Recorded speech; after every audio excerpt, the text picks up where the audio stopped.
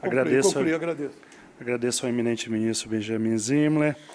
Senhores ministros, houve suspensão da deliberação do plenário no processo 36.695/2019, que trata de consulta encaminhada pelo presidente do Tribunal Superior do Trabalho, a fim de dirimir dúvidas relativas à repercussão do tempo militar no cálculo do benefício especial. Já votaram o relator, ministro Antônio Anastasia, e o eminente revisor, ministro Jorge Oliveira.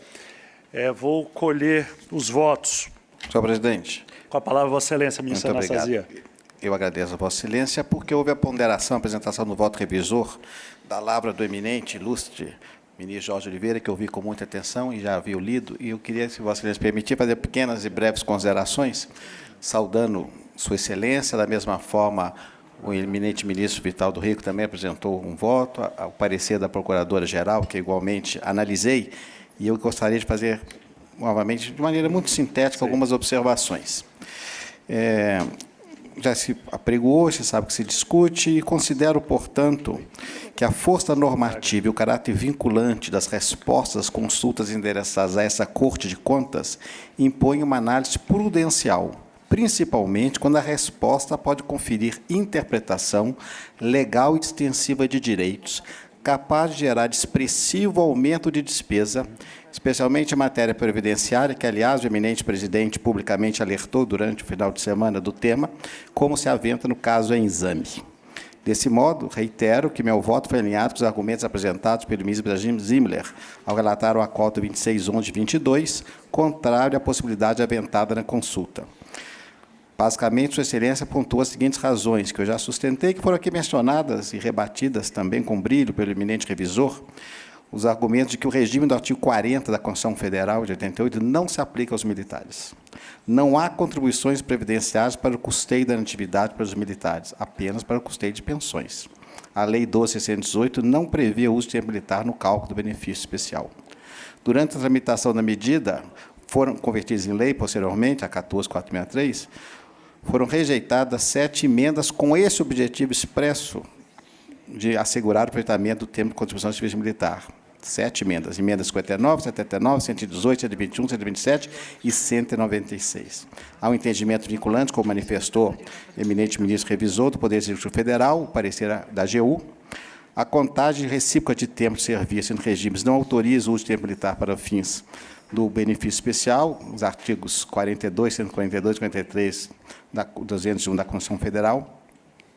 Quanto à invocação do artigo 100 da Lei 8.112, que consta, salvo engano, do parecer do eminente Procurador-Geral, como fundamento para a contabilização do tempo militar para fins de benefício especial, reitero que ela se aplica igualmente ao serviço público prestado a empresas estatais. Então, se assim considerarmos, nós teremos também de estender aos empregados públicos, às estatais, o mesmo benefício. Além das razões, acresce que o meu entendimento foi sustentado, como foi mencionado, os diversos órgãos consultivos do Poder Executivo, como também do Poder Judiciário. São só as ponderações que faço, senhor presidente, sobre o tema, em razão da sua repercussão e cumprimento, de todo modo, os eminentes revisores e a senhora Procuradora-Geral. Muito obrigado. Tá bom. Com a palavra, o Ministério Público. Obrigado, senhor presidente, senhores ministros.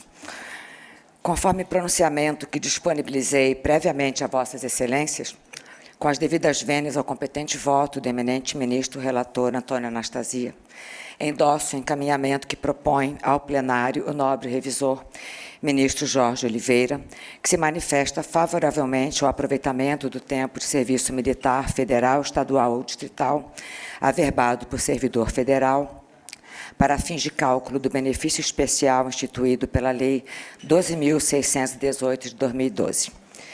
Considerando que o artigo 100 da Lei 8.112 estipula que é contado para todos os efeitos o tempo de serviço público federal, inclusive o prestado às Forças Armadas, entendo que resta bem clara a possibilidade de contagem do tempo de Forças Armadas para fins do cálculo do benefício especial da referida lei, pois esse tempo, a ser averbado no regime próprio dos servidores federais, tem o mesmo peso de tempo de serviço público federal civil, devendo ser contado para todos os efeitos. Por sua vez, o tempo prestado pelo militar das esferas estadual e distrital é computável para fins de aposentadoria e disponibilidade, nos termos do artigo 103 da Lei 8.112. Considerando, no entanto, que a Lei 12.618 aproveita as remunerações e a quantidade de contribuições para os regimes próprios da União, dos Estados e do Distrito Federal e municípios, sem nenhuma distinção, as observações que teço em relação ao tempo de Forças Armadas se estendem ao tempo trazido pelo ex-militar, agora servidor civil na esfera estadual e distrital. E aí vem o ponto que eu considero mais importante. Ressalto que o ponto que mais sensibiliza nessa matéria é o da segurança jurídica. Deve ser considerado que o militar deixou a carreira castrense com a expectativa de que seu tempo seria computado para todos os efeitos no regime próprio dos servidores civis. Além disso, o servidor civil ex-militar, que fez escolha pelo regime de previdência complementar, contando com o tempo de serviço militar para cálculo do seu benefício especial, caso prevaleça a tese de não aproveitamento, teria sensível prejuízo e não poderia retornar ao status quo ante, uma vez que sua opção pelo regime previdenciário complementar tem caráter irretratável e irrevogável, ou seja, quando o servidor aderiu ao regime especial, ele esperava que o tempo dele fosse contado para todos os efeitos, como é o costume, como diz a lei. E ele fez essa opção com essa percepção, e agora é surpreendido com a possibilidade disso não acontecer.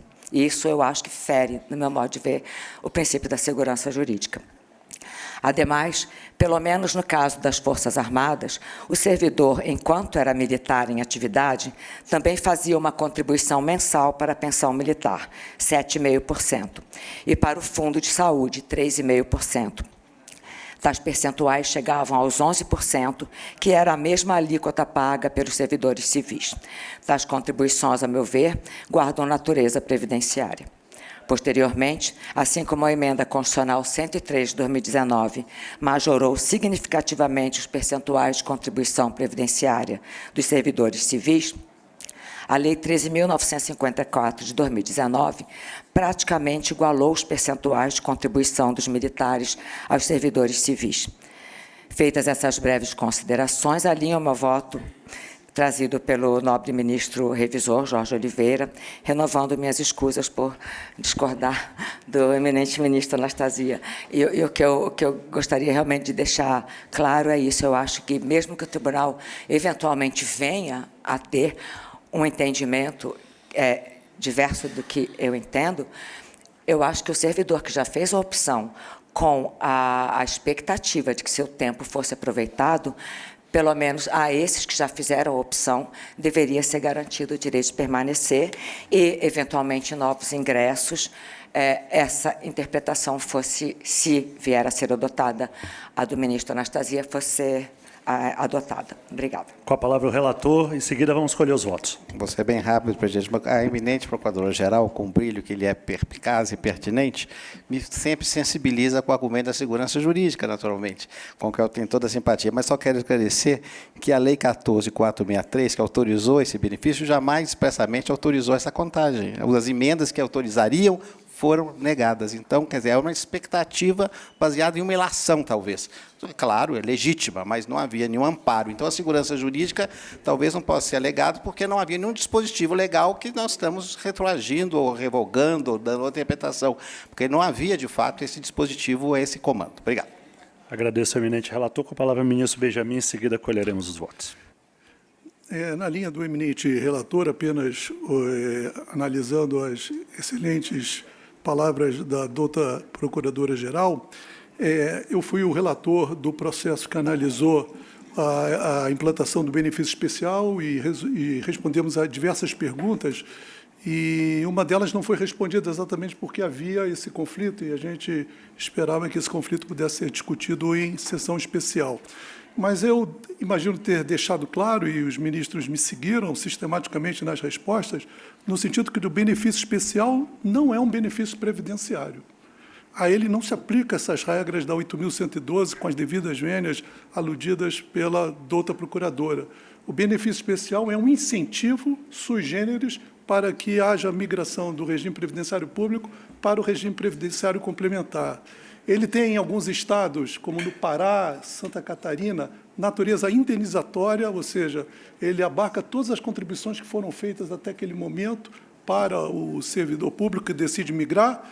E, no nosso caso, na esfera federal, nem caráter indenizatório tem. Ele é um prêmio calculado de forma sui generis na forma da lei. Logo, ele tem totalmente uma disciplina específica que permite o seu cálculo, que é dado pela Lei 12.618/2012, que não menciona o tempo de serviço militar como suficiente para ser contabilizado na conta, na média ponderada que estabelece. Portanto, com as devidas vênias, não há falar em segurança jurídica, não há em nenhum momento, nem de longe, a possibilidade de se alegar que aquele que prestou serviço às Forças Armadas, às polícias militares e Corpo de Bombeiros possa alegar que teria algum tipo de dúvida quanto à incorporação desse tempo no cálculo da média ponderada para a definição do benefício especial. Apesar de não ser tão relevante, mas é importante dizer, houve 7 emendas no sentido de incluir na Lei 12.618 o tempo de serviço militar na contagem para fins de definição do benefício especial, e todas elas foram rejeitadas. É claro que isso é a vontade do legislador, a vontade da lei, às vezes, sobeja a vontade do legislador, mas isso deixa bastante claro que houve uma intenção do legislador de não incluir o tempo de serviço militar nessa contagem. Eu apenas apresentarei uma declaração de voto, repisando exatamente aquilo que já tinha dito no voto anterior.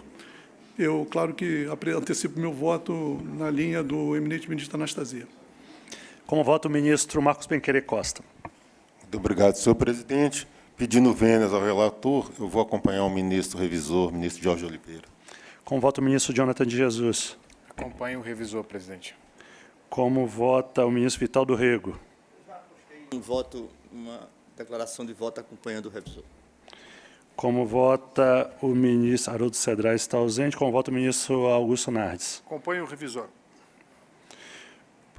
O ministro Benjamin já votou. Proclamo o resultado. Vencedora a proposta do eminente revisor, ministro Jorge Oliveira.